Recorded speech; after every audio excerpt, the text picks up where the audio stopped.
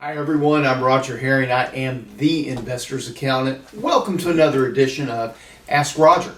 This is where you get to ask me a question about wealth building strategies, tax strategies for investors, tax strategies for entrepreneurs and small business. These are the things we love to talk about here. Today, my question came through Facebook and it's pretty simple. Roger, why are you always harping about rental properties? Well, let me tell you, rental properties are not only one of the greatest tax shelters ever created, rental properties are also a key strategic component to building long-term wealth. In fact, I've got a client that has a domain. They teach real estate investing. That domain is Real Estate Made Me Rich. And that is the absolute truth. Real estate will make you rich. So today I want to talk to you about a concept. It's called the rental property multiplier. We're going to go to the whiteboard here in just a minute, and I'm just going to kind of step you through why the rental property is so valuable as a wealth building tool, and just where that one multiplier but multiple multipliers come into play. All right, let's go to the whiteboard. Okay, guys, you ready to see this? I am going to show you just how the rental property multiplier affects you for the good at every single stage of ownership of a rental property, from the purchase through the operation through the sale. You ready? Here we go. So let's just assume that I have got $100,000 that I want to invest. And I just happen to find a property for $100,000. Now, obviously, I could just pay cash and take down that property. And you know what? If you're only after one property and you're looking for just one piece of passive income, there's nothing wrong with that. But if you're building wealth and you want to build a portfolio, this doesn't work, okay? Because there's no multiplier here. So what are we going to do? Let's change this strategy. So let's not buy it outright. Instead, let's finance $80,000, other people's money, and we're only going to put down $20,000 of our own money. Now, guess what? 100 minus 20, well, that leaves me 80,000. That means that I can buy 4 more houses. So instead of my 100,000 buying one house, I can do this 5 times. And if I do this 5 times, that now means I have 5 houses. It means I am controlling $500,000 in real estate, okay, with $400,000 of other people's money and $100,000 of my own money. That's it. I now control 5 properties. This is the first multiplier. When you want to build wealth, you have to think in multiples. Controlling one rental property won't do it. Controlling 5, you're well on your way. All right, now we're going to operate these things. And when we operate and we have tenants, we're going to collect rents. And from those rents, we're going to pay first PITI, PITI.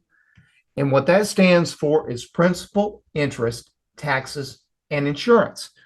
And we're going to have some other expenses such as repair and maintenance, cleaning, security. And what is left over is my cash flow. Now, is cash flow taxed? No, it's not. We tax profit. We don't tax cash flow.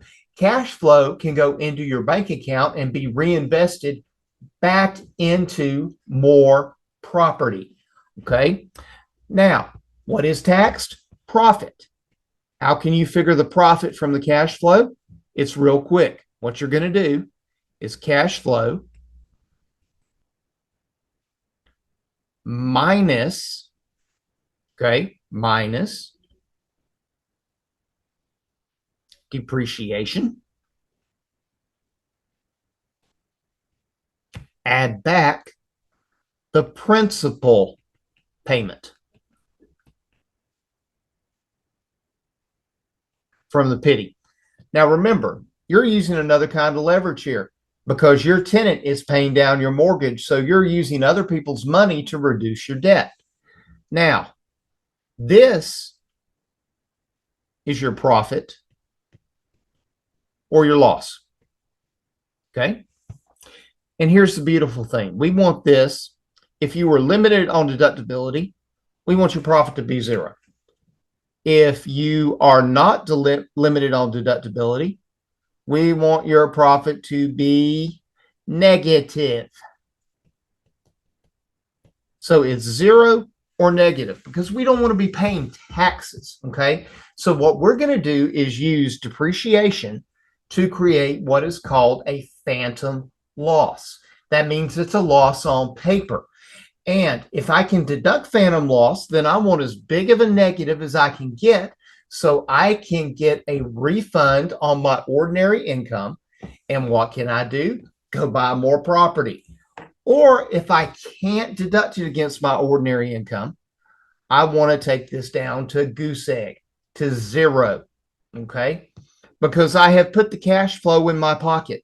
I don't want to pay taxes on it, so I'm going with zero or negative, depending on the depreciation strategy that we use. Now, something magic is happening while we own this property and while we operate this property. Okay? This property, I bought it for $100,000 and I financed $80,000. But you know what? I've got a tenant over here.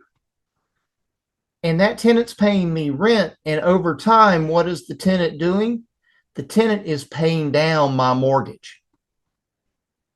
So I, again, am using other people's money to reduce my liability.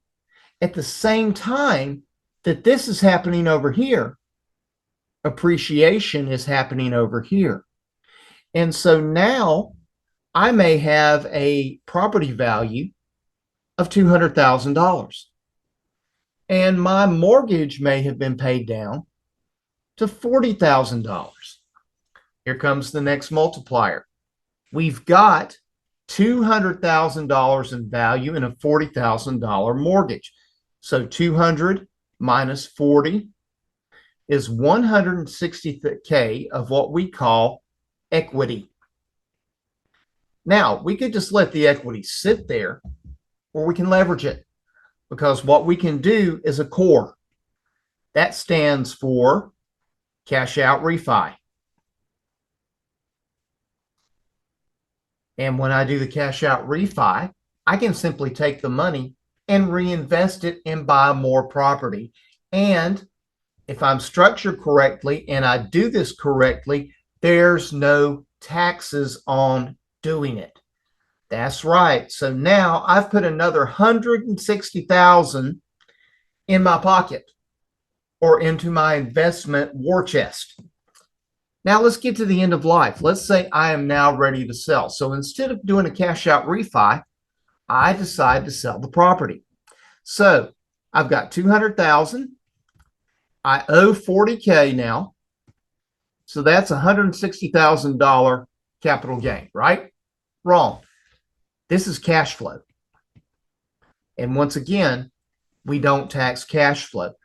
Generally, your proceeds at close are not going to be your profit. Okay? They're not going to be your profit. Profit, on the other hand, is calculated this way. Here's your 200K sales price minus what you paid for the property, otherwise known as your basis, add back whatever depreciation you took. Let's just say you took $50,000. Okay. So what we actually have is a capital gain of $150,000. Now, you've got a choice to make. You can pay Uncle Sam and the state, and the taxes are going to vary. They're going to be between 15% federal up to 23.5%. It all depends on your situation. And this is plus whatever your state income tax is. Okay? But we got another option. Why feed Uncle Sam's coffers if we don't have to? Because we can do a 1031 exchange. And we can buy a property of greater or equal value. In other words, we can reinvest our equity and trade up. Okay? Now, well, Roger, I want to get some cash out. No problem. You can take some out and you will have what is called boot, and you will pay this tax right here on whatever is boot, or you can do the 1031, let it season for 6 months, and then do your cash out refi. That's right. And under this strategy, the great multiplier here is you can keep depreciating, you can keep doing cash out refis, you can keep doing 1031s, and if you pass away and pass this on to your heirs, they're going to get a step up in basis to fair market value. All the depreciation goes away and all the capital gains goes away. What does that mean? If the property is worth $400,000 the day you die, your heirs' basis under current law becomes $400,000.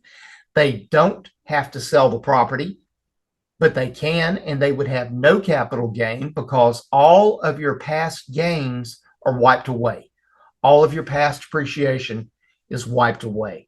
So there you have it, from the beginning, the acquisition, through the sale, through the purchase of new property.